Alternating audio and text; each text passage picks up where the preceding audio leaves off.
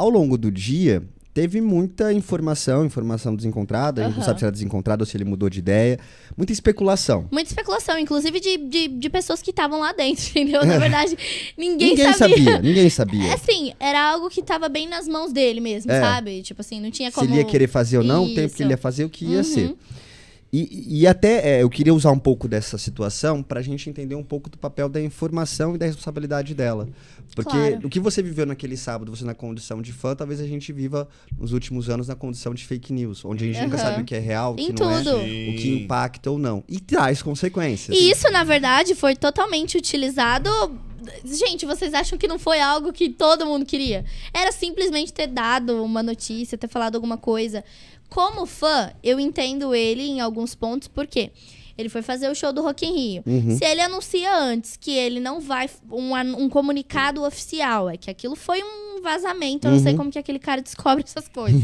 Mas, enfim. Se ele realmente anuncia, ele ia ser vaiado...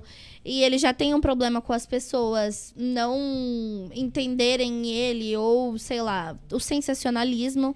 Porque tem coisas que eu concordo, sim. Tem coisas que não. Eu acho que ele é uma pessoa, assim como a gente. Se eu que fiz 2 voos, eu estava cansada. Imagina você fazer um voo de sei lá da onde até aqui o Brasil. Nós, brasileiros, em questão de fanatismo... Cara, eu não sou hipócrita, eu sou fanática, entendeu? Eu vou admitir isso aqui. Eu acho que a gente tem que ser muito sincero. Em questão de pessoas loucas por fã, nós somos os melhores, nós temos esse papel. Você como artista concorda? O brasileiro é um bom fã? Eu não consigo sair na rua, gente, é impressionante. Mas por outro lado, Natália, tem até uma frase clássica da música brasileira que fala que o artista tem que ir aonde o povo tá. E se existe uma galera daquele nível que tatuou no braço o nome dele, o cara tava embolsando uma grana, foi um compromisso firmado. Até que ponto que você acha que os fãs e a população como um todo, a imprensa, inclusive, tem que ser complacente com o estado emocional dele? Especulativo, a gente não sabe o que tá acontecendo, até onde eu sei. Ou sabe. Assim, a expressão facial dá pra você perceber. Eu também. acho que... A minha expressão facial dizia outra coisa, mas... Eu acho que até pra vocês entenderem um pouco mais do que tá rolando com ele, eu como fã, acho que vou poder explicar um pouco mais pra vocês.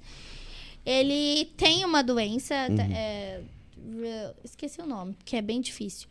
Mas, enfim, é algo que foi diagnosticado. Inclusive, ele fala sobre isso no documentário dele. E esse ano também, não sei se vocês ficaram sabendo, mas ele teve uma paralisia facial. Eu vi isso também. Ele teve uma parada cardíaca por overdose, né?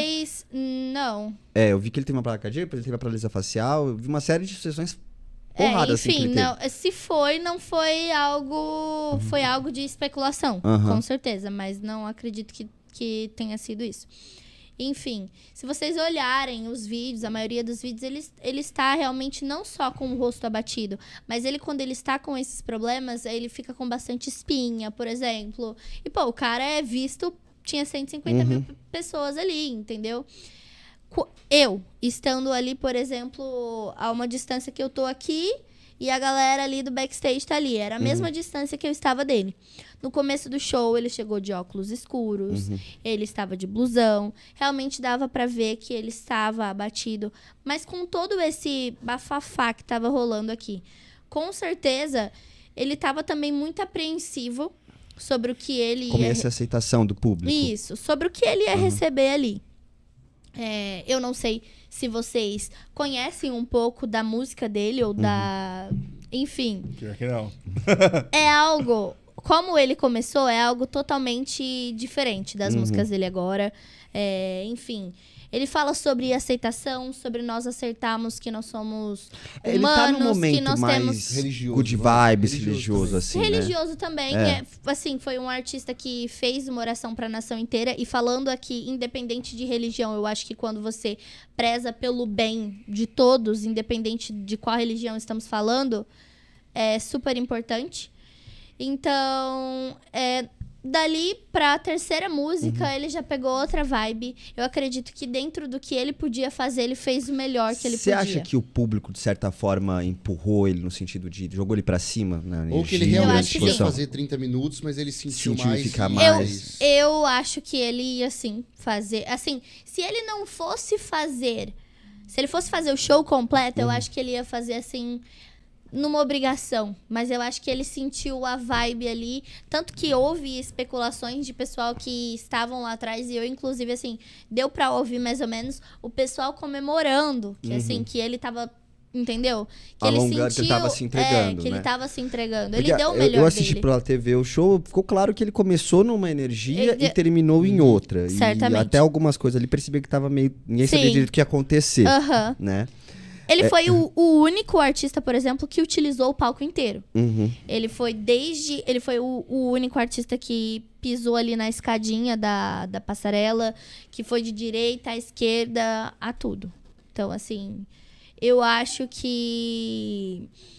Inclusive, falando, assim, das pessoas que não conhecem muito o trabalho dele, falando como fã, belieber, que cresceu ouvindo, ele teve um avanço não só musical, mas falando em questão do que ele é, do que ele aborda. Porque ele influencia muitas pessoas. E é só você ir ver as letras dele agora, entendeu?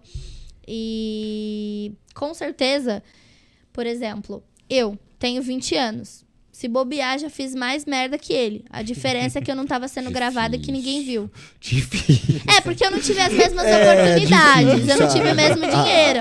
Mas merda, ele ganha um nível elevado. Não, mas eu falo, tipo assim, é exatamente o que ele diz na música dele, Lonely.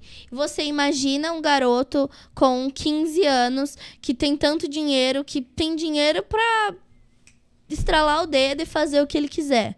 Entendeu? Por mais que você sinta que você tem pessoas, uma hora você não sabe quem é teu amigo, uma hora você não sabe quem tá com você por causa do teu dinheiro, uma hora você não sabe... Mas eu não sei, eu acho que essas características não é inerente a ter o dinheiro ou não. Isso é parte da vida. Você tava chegando num ponto, o problema é o capitalismo. Eu não sei se é o capitalismo. Eu acho que é realmente a expectativa das pessoas de não cobrança entender. Constante A cobrança das pessoas. Por exemplo, eu sou uma pessoa que se colocarem toda essa expectativa em mim, vocês vão falhar. Vocês vão ficar um artista, decepcionados. ele não tem que estar preparado pra lidar com essa expectativa ou buscar um artista, sim, não uma criança. Hoje ele é um artista, optou, só que... Mas ele optou em ser uma criança artista. Não, é que você tem um lugar que é bastante complicado, né? Porque, assim, que é essa... A sociedade tá doente. Vamos partir desse ponto. Isso é uma verdade. E aí você fica querendo endeusar. Você queria... E aí você fica criando expectativas em cima, expectativas irreais. Porque aquelas expectativas, elas não partem do que a outra pessoa te falou. Elas partem da tua projeção em relação àquela pessoa. Então, assim, tem esse lugar, assim, também. Tipo...